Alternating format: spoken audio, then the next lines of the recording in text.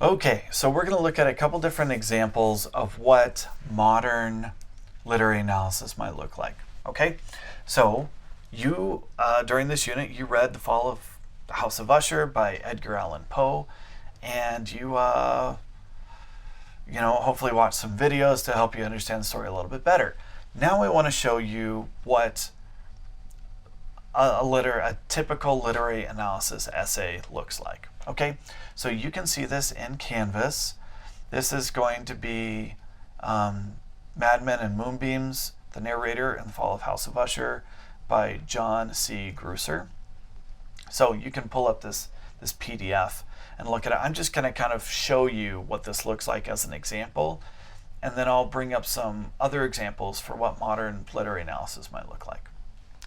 YouTube videos.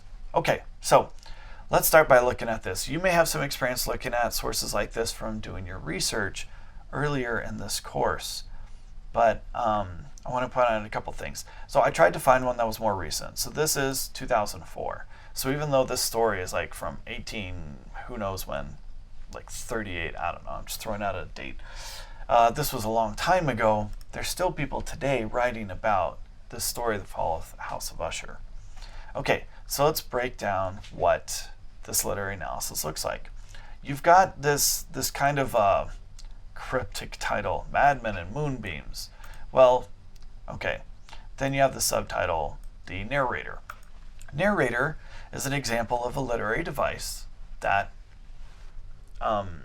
Edgar Allan Poe used to do something really creative in his story, *The Fall of the House of Usher*. So, Mad Men, this is something we see a lot in Edgar Allan Poe, is you don't always have a narrator that you can trust. This is a really interesting concept because if they're the one telling the story, it makes you wonder, can you trust the information that you've received in the story? Now in *The Fall of House of Usher*, the narrator is a character in the story, and so that's why we're like, well, okay, they're not just an ominous, omniscient presence that knows the answer. They experienced it and they're telling you what they experienced, and because they're involved, you might also need to question it a little bit. And we also talk about the moon at the end. That's what *Moonbeams* is about.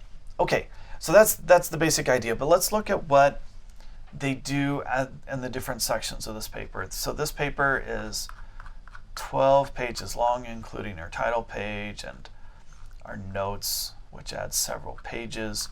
So it's the length of a good essay, but it wouldn't take forever to read. All right, let's look at the beginning. Two related but nevertheless discrete issues figure prominently in criticism of *The Fall of the House of Usher*, perhaps Poe's most frequently reprinted and analyzed work of fiction. So lots of people write about this. Rationalism versus supernaturalism, and reliability versus unreliability. So these are the two big categories according to this author. People are either talking about rationalism versus supernaturalism. Is this realistic or is this supernatural? And then the reliability versus unreliability. That has to do with the narrator. Poe's ingenious straddling of two types of Gothic stories, ones in which supernatural events do occur, and ones in which there are rational, if at times highly improbable, explanations of apparently occult phenomena, making his best tales unforgettable and ripe for critical debate. So they're kind of summarizing the state and making some commentary about Poe. Now you'll notice this has footnotes in it, right? So you see where it makes this comment. You could go to the end and you could find the footnote. This is not MLA style. A footnote in MLA would take you to the bottom of a page that's going to have like extra information about it. In this case, they're using footnotes to identify these notes that show up at the end of the document. So they're giving you a little extra information here. It's not exactly the way that we would do it in MLA. And this is sometimes confusing for students. They're like, well, my teacher wants me to do this, but everything I'm looking at is doing something different. Not every publication's following MLA, and that's why things are a little bit different. Okay, we go on. For some readers, only the existence of a supernatural connection between the Usher family and the mansion in which they dwell can account for the coterminous, what a great word, demise of Roderick and Madeline Usher and their ancestral home. For others, either there is a natural explanation for the uncanny events recounted in the story, or the narrator is deluded about one or more of the bizarre occurrences he relates. So, it's either it really happened or there's something wrong with the narrator. So, summarizing this, let's get into how the strategies that Gruser uses to write his essay. So, we're giving some more explanation, kind of setting the stage for the argument here. Let's jump down a bit. Because the narrator of The Fall of House Usher assumes the pose of a rationalist, linking his credibility to the question of whether supernatural events occur to the tale may seem appropriate. So they're going to say, like, okay, this could be reasonable. So this is a claim to introduce a new section of the paper, and then they're going to have to follow through on it. But they say, yet, if we decouple these two issues, interpreting the story becomes somewhat simpler. There's a footnote if you want to look at it. And then they're going to go through, author makes a claim and needs to explain it, and goes point by point through it. At this point, I'd like to turn to the final paragraph of the tale, the portion of the story in which I contend the narrator is no longer reliable. So this is a claim. The author of this essay, Gruser, is arguing that by the end of the story, the narrator is not reliable, and so they're going to cite and explain how that works. If we grant that paragraph 41 contains a contradiction, then we must decide whether it's a mistake on Poe's part or whether he placed it there deliberately. This is something that we might run into often in literature, is when there isn't a clear way to interpret what's happening in the story. And that's okay. That's okay. Sometimes you can acknowledge something isn't clear, and you can discuss how that affects the reader, which is happening here. And the author goes on. So, to start paragraphs, the author has like a claim, and then the paragraph continues by giving explanations and citations to where it appears in the text, and then goes on from there. That's the kind of thing that you're going to be doing in your essay. But this also helps you to understand how to analyze what someone else is doing. Now, let's say I want to write about the Fall of the House of Usher, and I want to write about the narrator. I can find an essay like this one where someone has done it, but maybe I just need to take part of it. Maybe I just need his explanation for why the narrator isn't reliable. And I can bring that into my own essay, and then I go do something different, right? Your job is not necessarily to summarize an entire argument from one of your sources, but rather to bring in information that's relevant to what you have to say. You, as long as you are not misusing your source's information, you don't have to summarize the whole thing. It's not necessary, because your job is to analyze the text, not to analyze this essay. So you don't have to analyze Gruser, for example, if you're writing about Poe. You could just bring in Gruser to talk about Poe where it's relevant.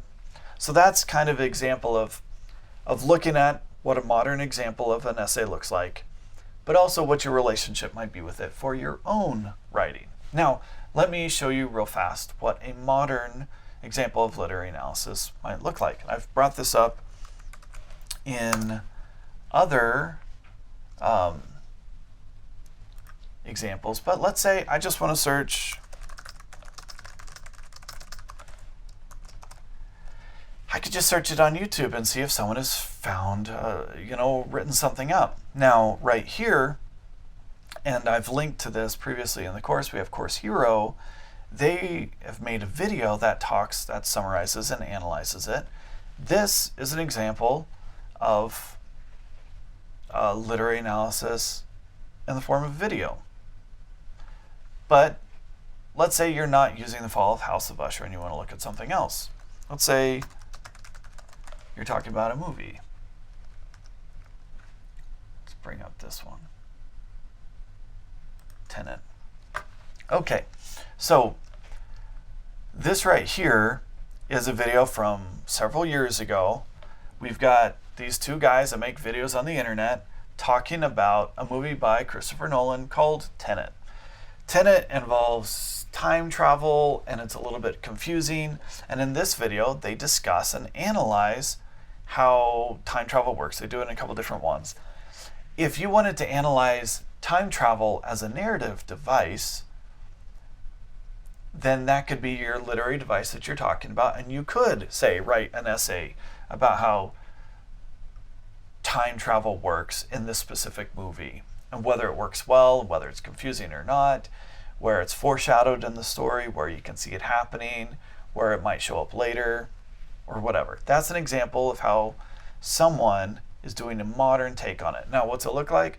It looks like this guy, Eric Voss is his name, showing clips from a movie and talking about it as he analyzes it, and he breaks it down bit by bit by bit. He's got a new channel, for those who care, called The Deep Dive, where he just goes into extreme depth on topics. So let's say they're breaking down Jurassic Park for its details, or Spider-Man, or The Flash, or whatever else. This is what modern literary analysis might look like. It might look like people talking on a podcast. It might look like a video on YouTube that breaks something down over the course of 30 minutes. Or it might look like an essay, like this. The reason why I've given you multiple options to tell your version of your literary analysis is to simply acknowledge the world is changing, and I'm going to give you some room to be able to express like someone else might. Okay, I hope that this helps you to kind of see what modern literary analysis looks like, and it helps you as you go forward. If you have questions, obviously you can ask me, but there you go. Have fun, and good luck writing.